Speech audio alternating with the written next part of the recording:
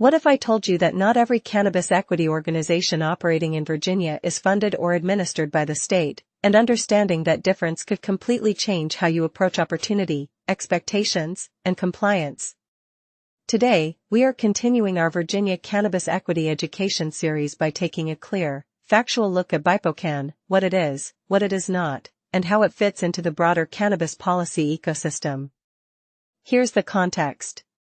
In our last video, we discussed the Virginia Minority Cannabis Coalition and its connection to equity reinvestment funding administered through the Virginia Cannabis Control Authority, also known as the CCA. It is important to acknowledge clearly and accurately that the only entity legally authorized to administer cannabis equity reinvestment grants funded by Virginia cannabis tax revenue is the Virginia Cannabis Control Authority through its Equity Reinvestment Fund. That distinction matters. BIPOCANN is not a state agency. BIPOCANN does not administer Virginia cannabis tax funds. BIPOCANN does not issue licenses or regulatory approvals. Instead, BIPOCANN operates in a different but still important lane within the cannabis ecosystem. What is BIPOCANN? BIPOCANN is a national organization founded in 2020 with the stated mission of increasing inclusion, competitiveness, and sustainability for Black, Indigenous, and people of color entrepreneurs in regulated cannabis industries. While BIPOCANN is headquartered in Denver, Colorado, it has active engagement across multiple states, including Virginia, through education, networking, policy awareness, and business development support. Its focus is not consumption. Its focus is not cultivation guidance. Its focus is not product promotion. Its focus is business readiness, policy literacy, and industry navigation within regulated frameworks. Why BIPOCANN operates in Virginia? Virginia is still in an evolving phase of cannabis regulation, especially when it comes to adult use markets, licensing timelines, and equity implementation.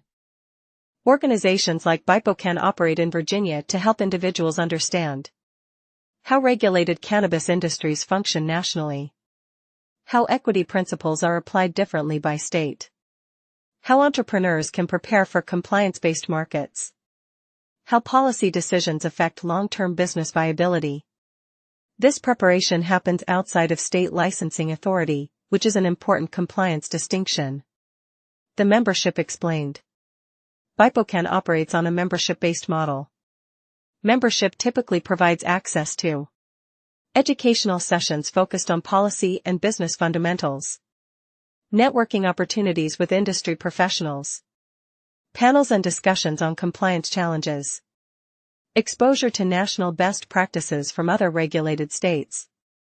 Membership does not guarantee funding. Membership does not guarantee licenses. Membership does not bypass Virginia regulatory requirements. It is best understood as capacity building, not entitlement. Here's some programs and educational offerings.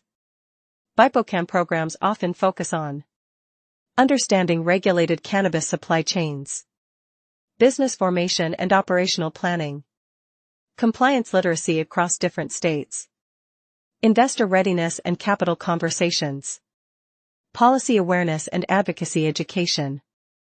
These programs are informational and strategic, not instructional in terms of cultivation or sales. That distinction helps maintain alignment with YouTube educational policies and state compliance boundaries. Social equity positioning. BIPOCANN frames equity as both a moral responsibility and a business strategy. Their messaging emphasizes that equity-driven businesses can be competitive, scalable, and sustainable when built within regulatory frameworks. In Virginia, this perspective complements but does not replace state-administered equity initiatives. Think of it as parallel support rather than official endorsement. Resources and media.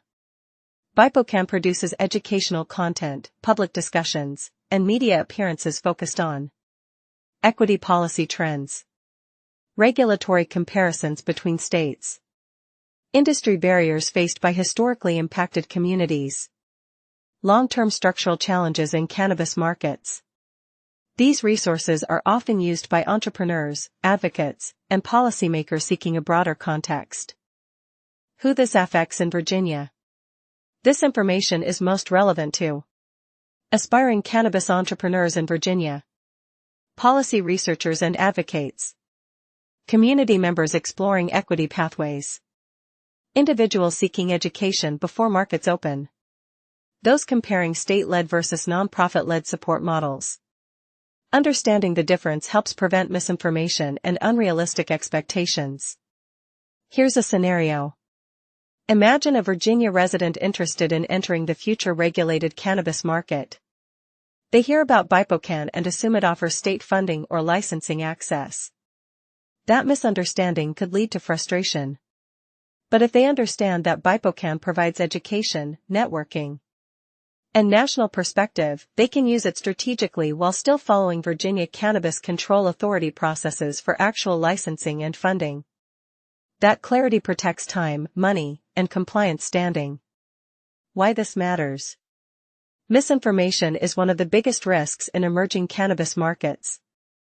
Confusing nonprofit support with state authority can lead to missed deadlines, improper planning, regulatory violations, financial loss.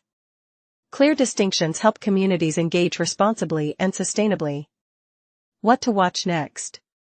In our next video, we will examine No Left Turns, a Virginia-based organization focused on reentry, workforce development, and justice reform, and how it aligns with cannabis equity goals without administering cannabis programs directly. Here's a question for you. Do you believe nonprofit-led education plays a critical role in preparing communities for regulated cannabis markets, or should equity support remain strictly state-controlled? Put your answer in the comments.